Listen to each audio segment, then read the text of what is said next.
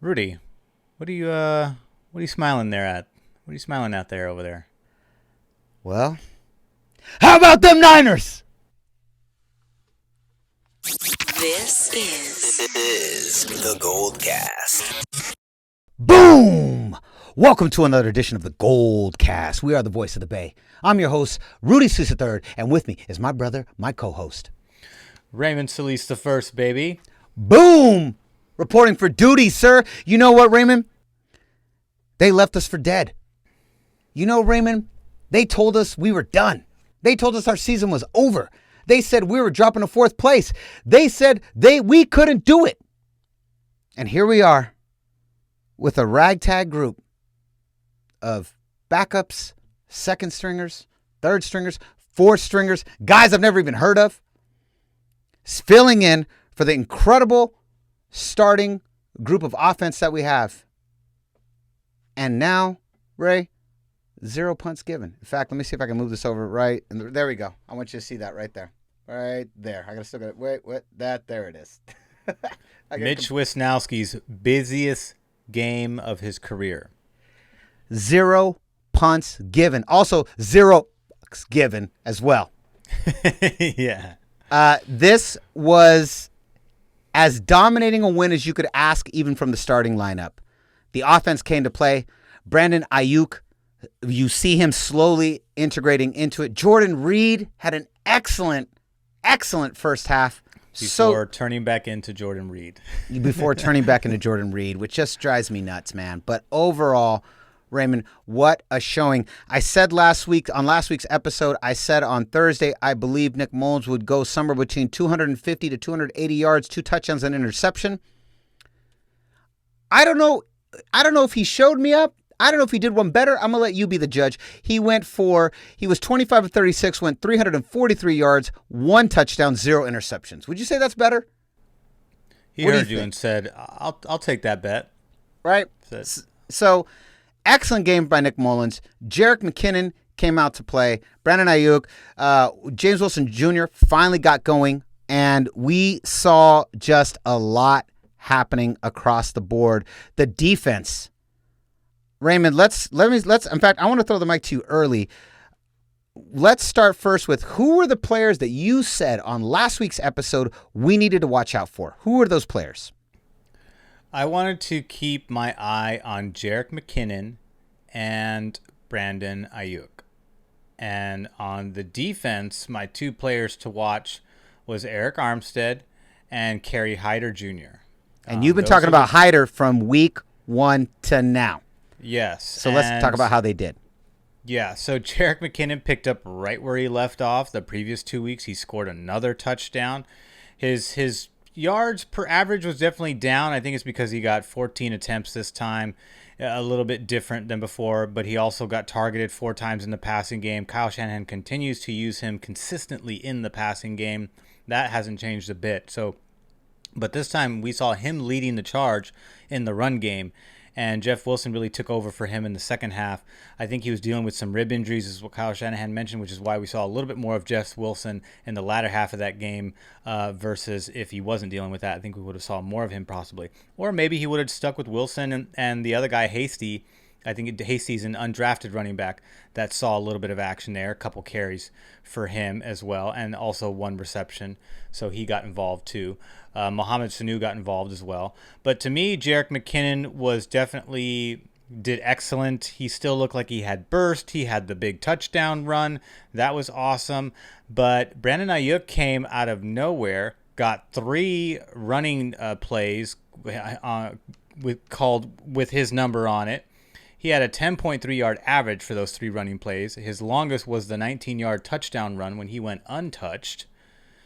And he also led all receivers with 8 targets, 5 receptions, 70 yards, including the 20-yarder that he got. So Brandon Ayuk actually did a picture-perfect impression of Deebo Samuel, doing exactly the same things that Deebo Samuel does in this offense when he's in the lineup. Even the little reverse that they always do with Deebo. He did the same play. The jet sweep. He did that as well. I think that's where he scored the touchdown. They did a couple of jet sweeps with him because that's how Kyle Shanahan really likes to use the receivers in the running game. He likes to use their blazing speed, kind of put them already in motion and keep the defense honest versus, just a draw play or a toss play. But either way, I loved what I saw out of Brandon Ayuk. I thought, wow, if he is truly indeed a Deebo Samuels 2.0, watch out when they're both in the lineup, because that's going to create a lot of problems for a lot of defenses. We already know what Deebo Samuel can do, and he proved that in just his first year with this team. And by the way, he put a message on IG saying he's ready to go. So if that means he will be back for week 4, which is about the time he was supposed to be back according to the nature of the injury, then we're going to have 2 Deebo Samuels on the field in next week's game, which we're also going to talk about, not in this episode, but of course in the next episode. But that is also awesome news there, because Brandon Ayuk, I thought, really was the one who surprised me the most out of the 4 players I kept an eye on this week. And he really was a big part of this game script. So I loved the fact that Kyle Shanahan really kind of threw him into the fire and said, all right, I'm going to do all the things that I want to do with you anyways. But normally, if Deebo Samuel was in the lineup, he would probably be getting the bulk of those plays, and we would not see Ayuk doing that. But the fact that Ayuk handled all of those calls so beautifully and just really kind of showed himself that he belonged in this offense and was capable of executing the offense at the best possible, in the best case scenario, meaning scoring touchdowns, leading in receiving. I thought that's just how can you not feel optimistic about this passing game and this wide receiver core going forward once Kittle gets back in the lineup, once Deebo gets back in the lineup? I mean, these are awesome weapons now that Jimmy's going to have to work with once everyone's fully healthy. So awesome job on him. Defensively, Eric Armstead didn't necessarily flash. I didn't necessarily see him doing, crazy things there. He had a few tackles for the games and an assist and all that. He didn't necessarily dominate. But Fred Warner was doing Fred Warner things to get to yesterday. And Kerry Hyder Jr. also had a sack in the game to go along with Deion Jordan. I thought of you. Just signed. Thought of you. You called it. You called that he was coming this week. Very happy for that. Yes, very happy for that. He also had a TFL as well, and I think he had. He maybe would have had. No, Deion Jordan had a fumble recovery. Kinlaw had a pass deflection. Kinlaw, I thought, played pretty well. I was going to say, what about the pressure from Javon Kinlaw? Finally getting adjusted to the speed, finally get adjusted to the line, and you saw his impact starting to be felt. I know people were kind of upset. I think they just expected him to just come out the gate sacking people like crazy. I think they're so used to that there was going to be polished. We talked about this in the offseason. We knew there was going to be polished for Kinlaw coming into the season, but if he's flashing now, then great, because he's in live fire exercise, and we've got 2 players down on that line, which means he's going to get a lot more playing time, which to me is just going to expedite his progress as a player. So I think it's a good thing. If there's a silver lining to the Bosa and Thomas departures for this year, I think it's the fact that our other first-round pick, Kinlaw, is going to get a lot of extra playing time that he wouldn't be getting. So he's going to have to grow fast. He's going to go through the growing pains a lot sooner than we anticipated. But Kerry Hyder Jr., surprise player for me on this defensive line. He also had 8 pressures to go along with that 1 sack he had. So he wasn't just because the stat line doesn't show that he had 8 sacks. He had 1 sack, but he was also putting a lot of pressure on the quarterback there. That was great to see. Jason Verrett with the tight coverage. Wow. What another surprise. He's back. I should have had him on that list. He played great. Even that holding call that was called him, that was a bogus play. I really scrapped that from the sheet there, because when I look at the replay, I didn't really see a lot of holding there. I thought the Trent Williams holding call was ticky-tacky too. I thought it was a bad call too. So, but Jason Verrett, I thought, played excellent. I know he's not playing top-tier talent over there at wide receiver on the New York Jets, but the fact that he was playing well no matter what, these are pros, and we saw what happened to him last year. He played 1 game against Pittsburgh, got torched by a very young, what's his name, James Washington, who's really just kind of a one-trick pony deep threat for that Pittsburgh offense. It's really kind of the Juju Smith-Schuster, who's really the possession receiver, plays slot, plays wide, and then the other player over there, I forget his name, Deontay Johnson is the other number 2 in that Pittsburgh wide receiver group, and then Washington's just kind of their little deep threat that they throw to every now and then. But I thought the fact that he got torched by him twice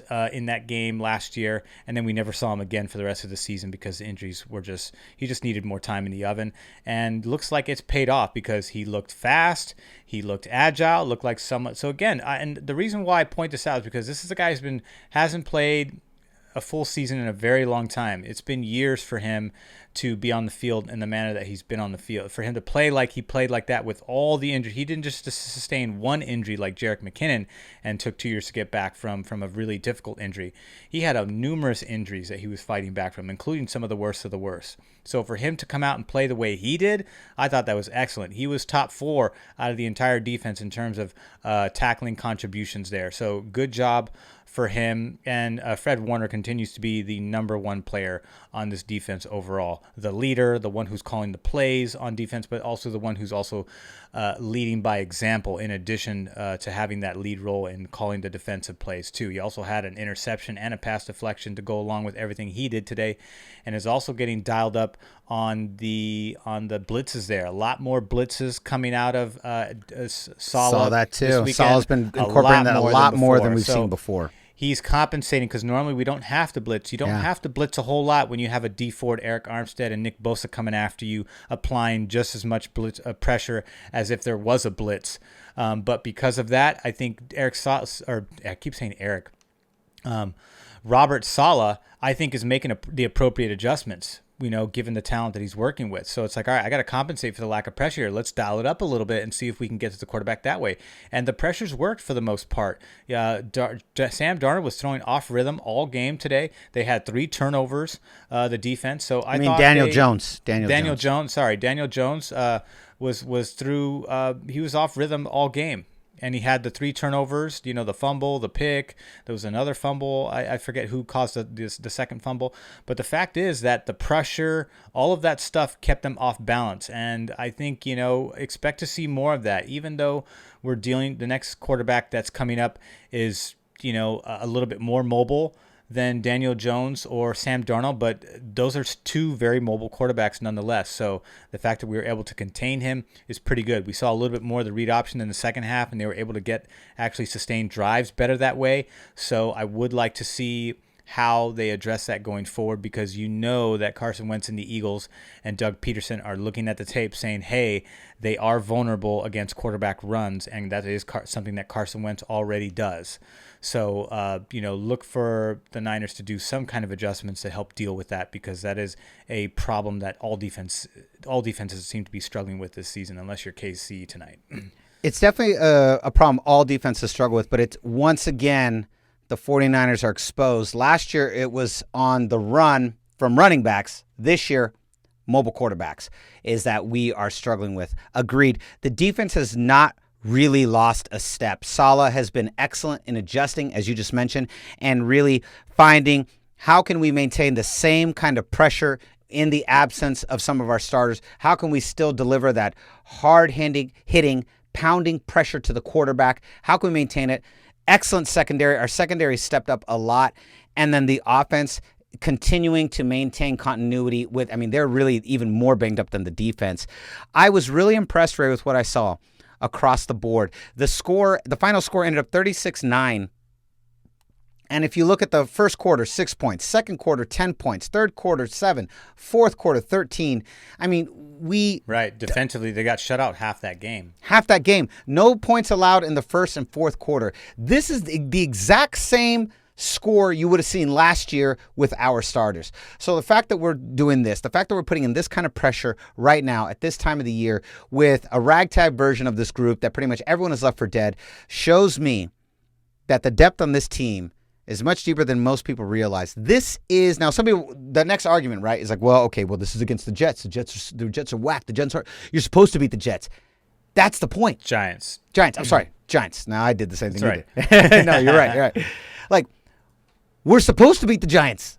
We're supposed to kick their ass. That's the point. We're supposed to beat this team. That's what we're supposed to do. So the fact that we did it in as dominating a fashion as we did shows that the continuity, the system, and the depth that we have is capable of winning these games. Now, Is this going to be the same? Now, obviously, this is not going to be the same exact outcome if we played the Rams or the Seahawks or the Packers or the Saints, which are all going to be in the gauntlet too, which is coming up in several weeks. I know that. I'm not stupid. But obviously, the rest of the team is supposed to be back by the end of this run. We've got the Eagles, and then we have the Dolphins, and then the gauntlet begins. I fully expect the rest of the team to be back. 2 more weeks to get some of our guys back. Exactly. George Kittle should be back. If he's not back this week for the home game against Philadelphia, he's definitely going to be back in week 6. And there's probably a good chance. I bet we don't see Jimmy G back this week. I would say either week 5 or week 6. Because especially with Nick Mullins playing so well, there's no rush to bring Jimmy G back. I think they'd rather him heal up. I think they also believe they're capable of beating the next 2 teams without Jimmy G. And we'll see how just like Jimmy G, Nick Mullins is week to week right now. So as long as he keeps balling out, they'll keep Jimmy G out. But if they start to see the wheels coming off a little bit, you'll see Jimmy G right back in that lineup right away. But overall, a dominating win, an exciting Sunday. I left feeling so confident, so proud. Talked to Louis B, our boy Louis B, big friend of the show. You know, one of our loved rivals, not a hated rival, a loved rival. And Louis B, he said, I'll be honest, I think a lot of you guys are getting a lot of hate that's unnecessary. You guys looked really good on Sunday. He's like, he goes, I know, even he said the same thing. He's like, the Giants aren't very good. He goes, but you guys dominated them with your backups. And he goes, I think you guys are still going to be in the mix, especially if you can get everyone back in time for the rest of the season. I was like, absolutely. And we've said this on the GoldCast. We like everyone else, we felt pretty down after the Jets game. But come Thursday, we felt very confident. We felt like this was the kind of game we could win. This was the kind of game we could win in dominating fashion. We have done that. We have proven that. And I, for one, am very, very happy, very proud. And I look forward to doing our preview episode against the Eagles. I look forward to that episode. But right now, based on everything I saw, if we can continue that continuity, and if we can get Debo, Jimmy G, Richard Sherman all back by week 6, to coin our catchphrase for this show, let's go. And Kittle. Sorry, I forgot Kittle. Let's go. People's tight end right here. Look, Ray. I know. I was tempted to wear my Feels Great Baby shirt. Yeah, I'm very excited, man. It was a great showing. Defense played great. Offense played great. I mean, it's just one of those games where you sit back and I just sit back and kind of marveled. And not only that, let's go across the pond. Rams lose, Cardinals lose, Seahawks once again pulling a win out their ass like they do every single week. Props to Russell Wilson. I mean, he's the king at that. But you now saw the rest of the division all gain a loss. Arizona didn't look that dominant. LA played actually great. LA played. Arizona lost to Detroit. Yeah, to Detroit. And Raymond, I'll say this. Louis B is looking very prophetic right now. His team is looking solid, and it looks like it's going to be a 3-horse race for that one seed. Well, at first I was going to be an embarrassing loss, and I think that was really going to – I mean, I still think Buffalo's offense is totally legit.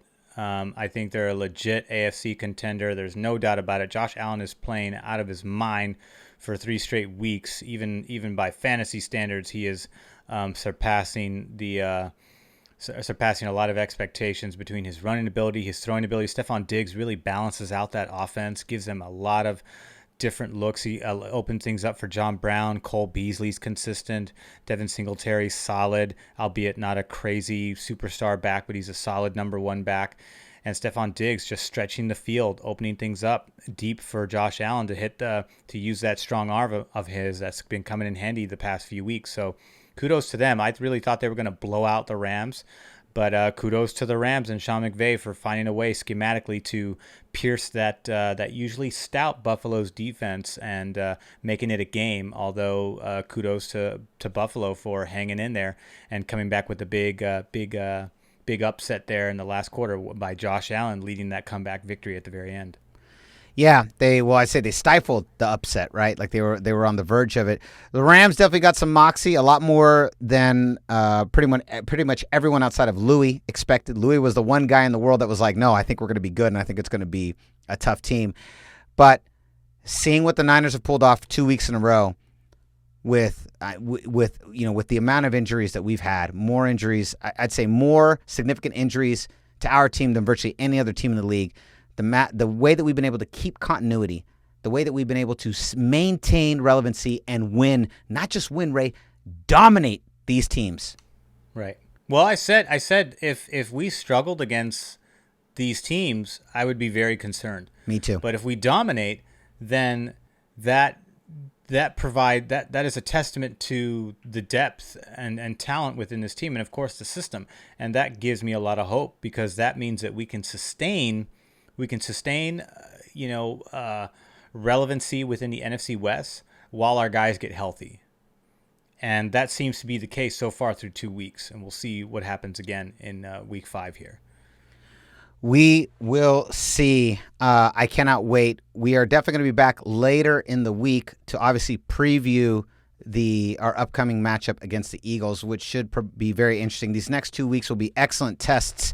Similar to last season, I felt the season progressively got tougher and tougher, and it allowed our team to kind of blossom into the new look of the 49ers, and I feel like this season's doing the same thing. The only difference is the Gauntlet 2 is going to come much faster, much harder, and for much longer. So, and it's a test I think we're more than capable of surpassing, especially with all of our starters back. Last thing, Raymond, before we go, I do want to give a huge thanks to the San Francisco Giants. What a season. Man, these guys, another team left for dead. Yep, there it is. Ray's rocking the tank top. If you could see online, if you're on youtube.com/thegoldcast, you could see the tank top Ray's rocking. It's hot today. Yeah. It's hot all over the place today. Our Giants, they predicted them to be 5th in the NL West. I kept saying all year, I'll take 3rd. I definitely don't want 4th. I'll take 3rd. They took 3rd and were within 1 game of getting into the 8th spot. Had they won on any of those last 3 games, they would have probably been in and would have been able to take the 8th spot in the playoffs. But unfortunately, they lost in heartbreaking fashion on Sunday night by 1 run. It was a tough loss. But thank you to the San Francisco Giants. And I understand a lot of our GoldCast, my brother and fellow hosts included, did not watch a lot of this season. But I hope that my enthusiasm and everything that you guys saw, let's make sure that next season when we get our full MLB season back, you guys are watching this team, because what they're going to do, Farhan's going to grab some pitchers now in this offseason, and I'm telling you, we are coming. The San Francisco Giants are coming, and you know what? Now they've got the NBA Finals set. We've got the Lakers versus the Heat. Great. You keep that throne warm, because next year the Golden State Warriors are coming back. So we've got 2 teams. Go Heat. Go Miami. Yeah. Oh, yeah. Go Miami all day. So these 2 teams are coming back. So everyone just hang loose, blood, because we're coming back. Loose, blood. Yeah. She could catch you on the rebound with the Medicide.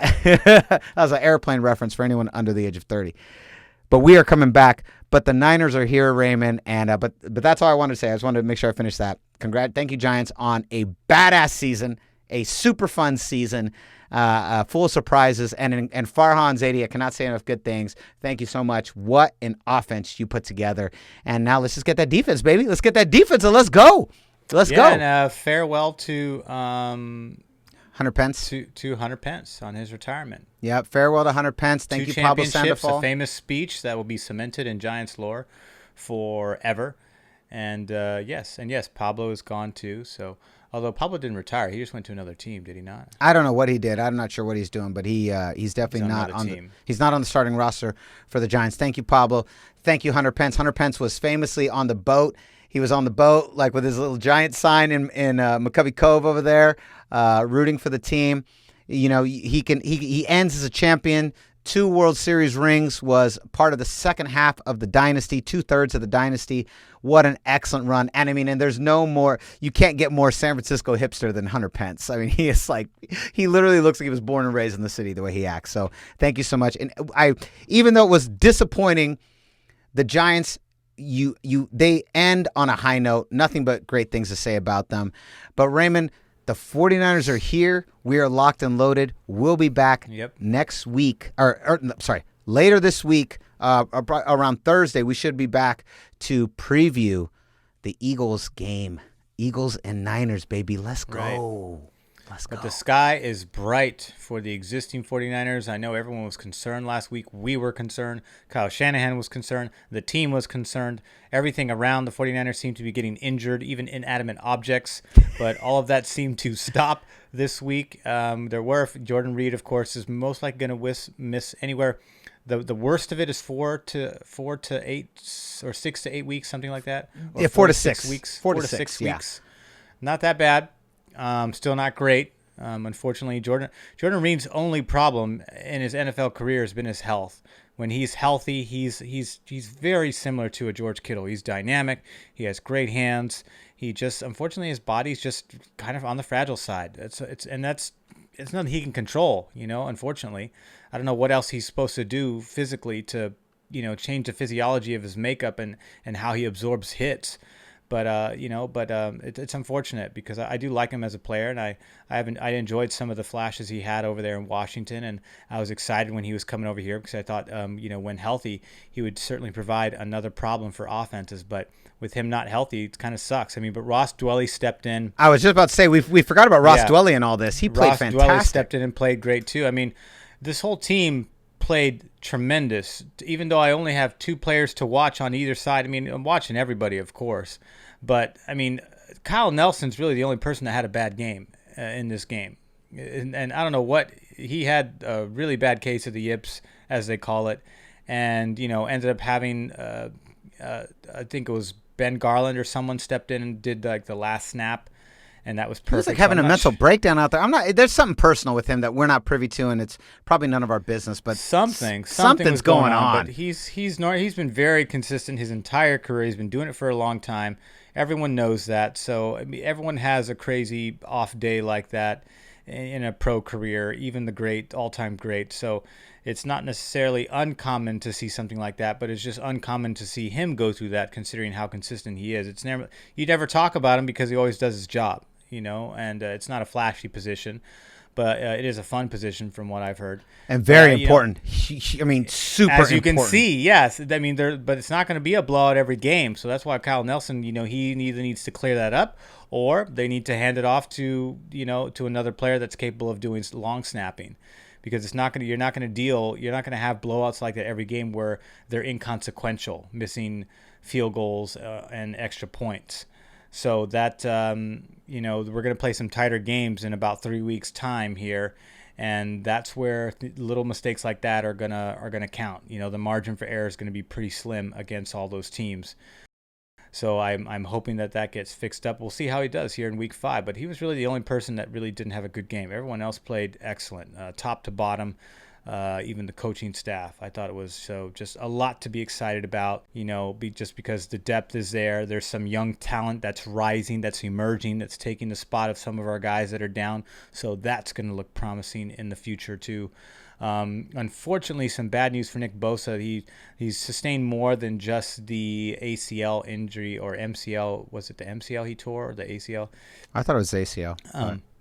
There's some cartilage damage that he sustained within that injury, and that might create some more complications. It might elongate the recovery time, but we'll just have to see how he develops. He is still on the young side, because remember, that's the case. If you're like in your 20s, like a Nick Bosa, and you sustain a kind of injury, you're like, okay, cool, he'll be back next year. If you're like 35, you're like, ooh, he's probably gonna retire. But yeah. But thank God he and Thomas are both young, so they will be back next year. So that'll be good. But in the meantime, I think a lot of good football being played right now by guys that I wouldn't even suspect. Jeff Wilson Jr. is 4th string, by the way, 4th string running back, doing what he did there on Sunday and taking over for Jerick McKinnon and keeping pace there and scoring. I think he scored 2 touchdowns. Yeah, it took him a while to get going. His first 3 or 4 runs, he ran into the lineman more than anywhere else. But it took him a little while. But once he started to get going, we've seen flashes from him before, and he as he got used to the rhythm and speed of the game, you saw him greatly improve, and I expect him to be even better this week coming up. So let us know what your thoughts were.